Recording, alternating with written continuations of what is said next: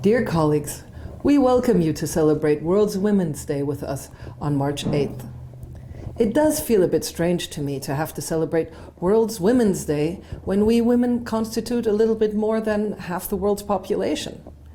Should we celebrate World Men's Day as well to honor the other almost half of the world's population? So what's wrong that makes us believe we have to specially promote my half of the world's population? Is it just them, or also how we see ourselves? I grew up in a privileged situation, not only financially, but also in the sense that my father never made a difference between me and my two brothers, sometimes to the point of calling me my boy, mein Bub, along with the rest of them. He never treated me as less than my brothers, but he also never treated me as more. He never gave me the princess treatment. If there were heavy things to carry, then I had to carry them as well. I still have intense memories of mowing the lawn and washing his car. I still remember buying a used stove for my attic apartment when I started university. I called my father and asked him who would connect my stove, half expecting him to arrange a handyman to come and do it. My father's answer was, "You have just started studying electrical engineering. Go get your textbook, look up the cable colors, and connect it yourself." I think I studied mining engineering because I like big machines and it was the best way to get really far away from home on a well-paid ticket.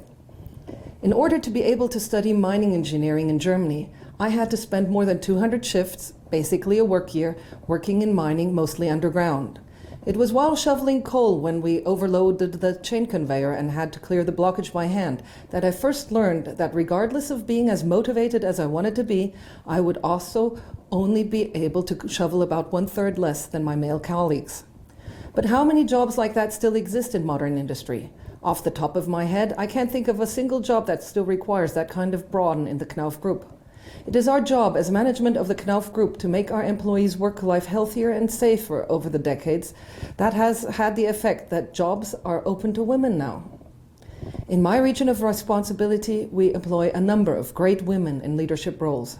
As of this month, we have our first female general manager running a country with a plant, Tanzania no less.